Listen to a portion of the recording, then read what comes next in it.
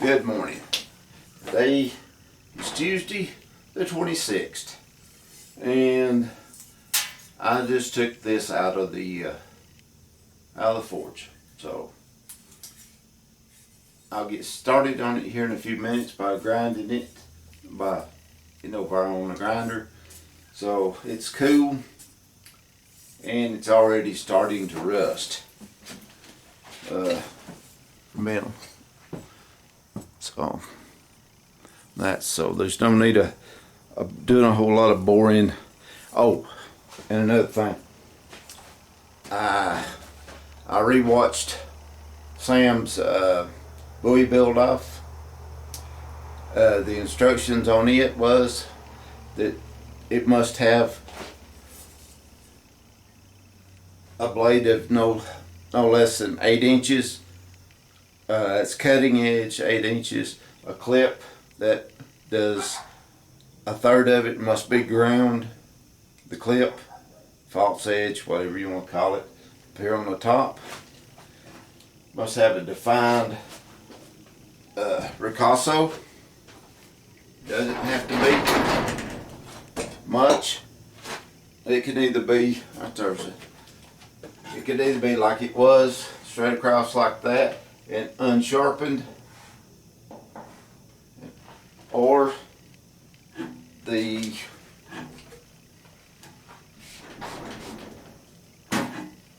step down ricasso, or step up ricasso, and it has to have a guard and or bolsters. So whichever one you want to put. So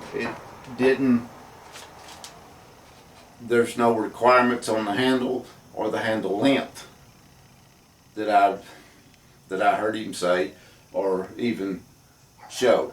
So it looks like it's going to be a hidden hang with an antler handle.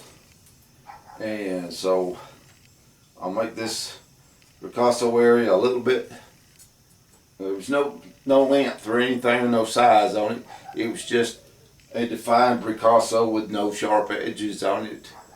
It just needed to be a definitive spot there. So I'm going to straighten this out just a little bit here on the anvil. It's cold. It's really limber. It's everything.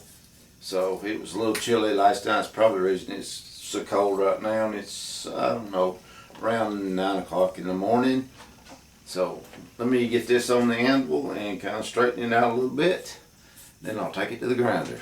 So I don't need to bore everybody with the details of just giving it a few little love taps. Okay, I'm going to be giving it just a rough profile there. It's pretty straight. There's a few little wonks in it, but not bad. After I get it ground, I'll warm it up. I'll heat it and straighten it on out a little bit, and then do a couple of normalizings on it before I go to claying it up and heat treating it. So need to do a little bit right there on that edge, right there. Got a little wonk right here.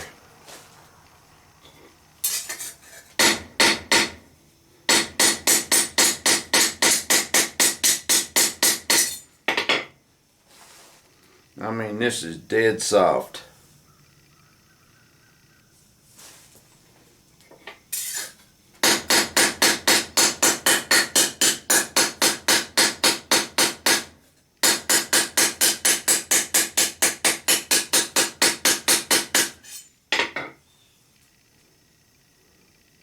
That's close enough to get started with. Anyway, so let's get on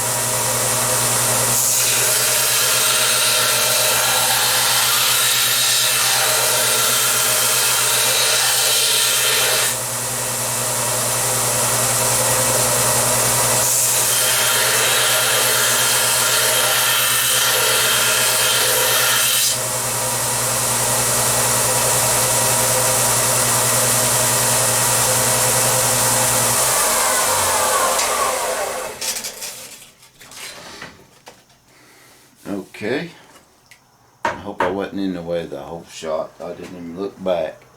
It should be. Anyway, thinned the tang down a little bit. And now I need to go find a piece of antler that will work on this, and get my file guide out and go to filing on it. So I'm going into the shop in there, into the finishing shop, and get out of the smithy for a little bit. Yeah, it's got a little wonk in it still, but not, like I said, I'll heat it up. I don't have a flatter. I need a flatter bad, but I don't have one. So I'll just have to rely on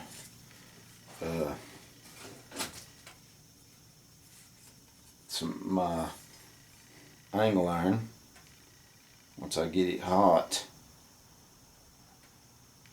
and everything. So I'll do a little prelim grinding on it before that.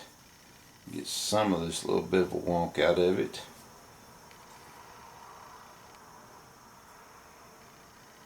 It's not bad. It's just a little. Get it from the point on.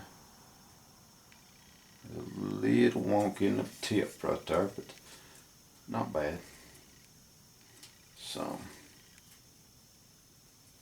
not bad at all. Get my angle iron plates out and see what I can do right now.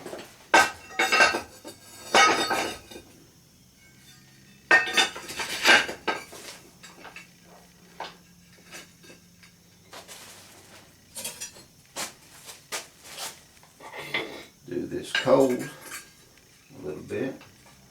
See if I can't.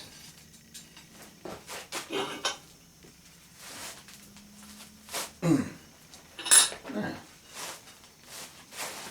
leave that in there for a few minutes, and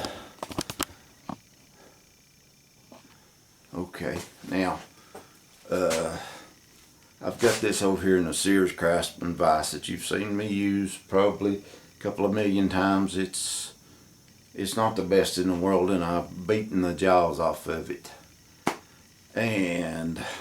but I have come up with a post vise ish, which, I mean, it's perfectly fine. Don't get me wrong, it's perfectly fine. It was just the handle's bent, the spring's missing, the box is missing that holds the wedges, and the plate on the back. So, and part of the leg has been cut off. So, but it's still got the end piece and the jaws and the screw and everything like that to be a functioning vise. It just I've set up another thing that I've been doing while I've not been making videos and doing it real easy is I've got a sandblast cabinet now. My nephew gifted it to me, so I've got it. I got it set up. It's not the best in the world about the setup of it, and I don't really, my compressor is not big enough to hold enough air pressure to really make it work good. That's what it is. And so, and I don't like to, well, grit was hard to find till I stopped at Tractor Supply. Mo at Tired Creek Ironworks said that his local Tractor Supply had them, and it was like $35 a bag. Well, you know, so I went to my local one to find it, and they had some out there. I looked at it, and it was in like a plastic bag, so you couldn't see what it was. You know, I mean, it didn't have a window on any of the grit or anything, or how big the grit was. It just told you on it what size nozzle you needed to run on that. Well, luck would have it that there was a fella had ordered or he called and asked about grit and sandblasting grit, the red bag. And the black bag said coarse, and the red bag said fine. And he said, this is what you need. Now, when I talked to the boy, I was at the counter talking to someone about the sandblasting grit when he came up with his little dolly there and said, I called about 8 bags of red sandblasting media. And I asked him about it, and he said, yeah. I said the other stuff works really good, but it'll pitch your metal up and everything. Said the fine's what you want. So I got a bag of fines. So it was $12.49 for a 50-pound bag. So if Tired Creek Ironworks is local Tractor Supply is charging him $35 a bag for it, it's either a different brand and a different consistency grit, or they're making Starbucks money off of him, whichever one it is. Matter of fact, right over here is this. I got it sitting right there. I'm sorry, I goofed up. I turned it off. Big old fat fumbly fingers. But anyway, that's the grit right there. Pardon my back. It's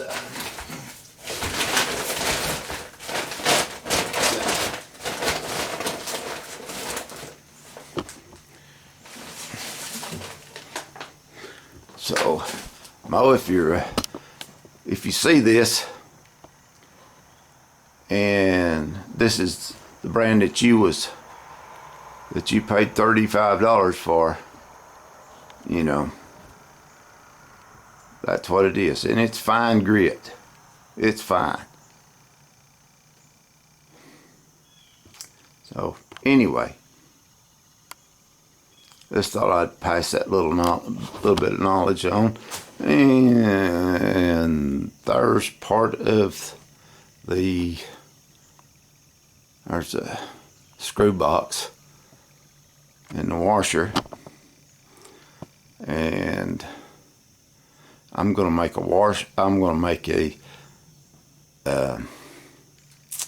spacer,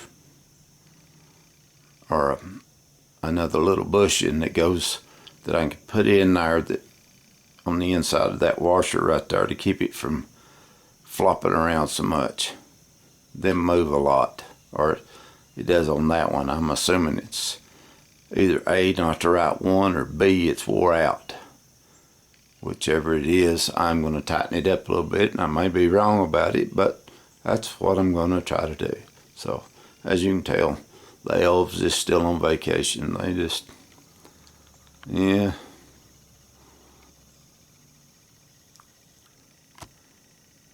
So, and let's see, right here is the Mr. Volcano that I told you about yesterday, and I started putting it together. And so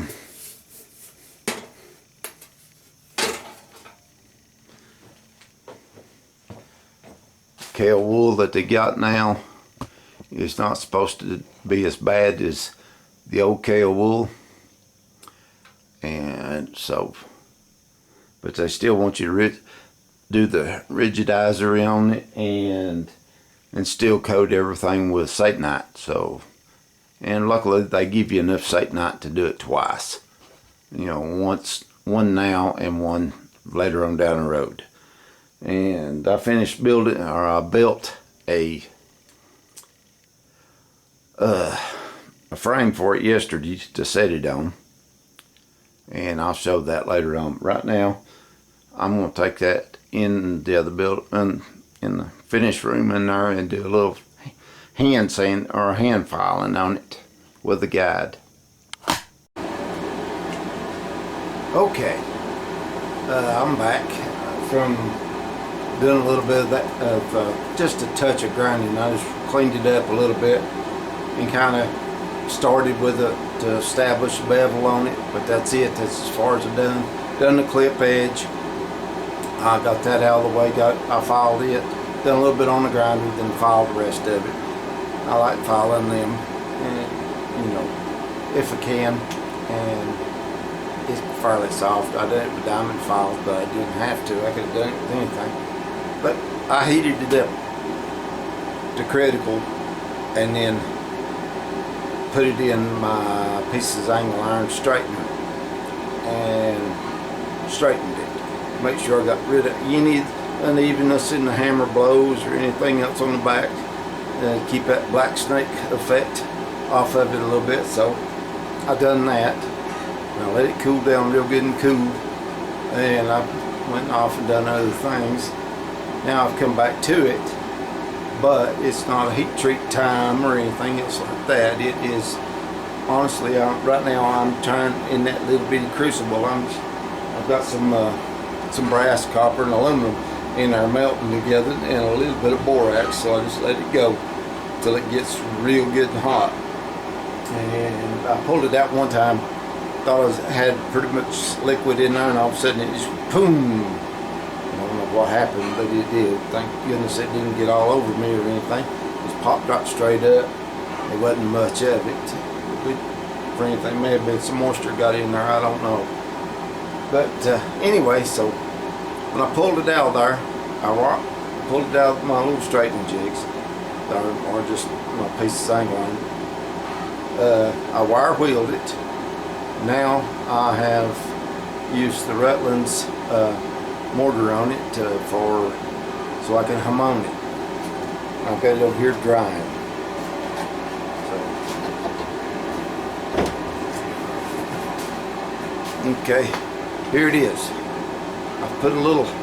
I've just rubbed just a little light coating of it all over the blade to start with. I don't have any Satanite that's not earmarked. I got to put Satanite in the little Mr. Volcano, but anyways, I just rubbed it on there real thin. And you can still see the metal through it, but it has changed colors a little bit, so that's okay. And then I put it on the back, and then it come down here like I always do. I hope it should take a good hamon, it being 1045 or whatever it is.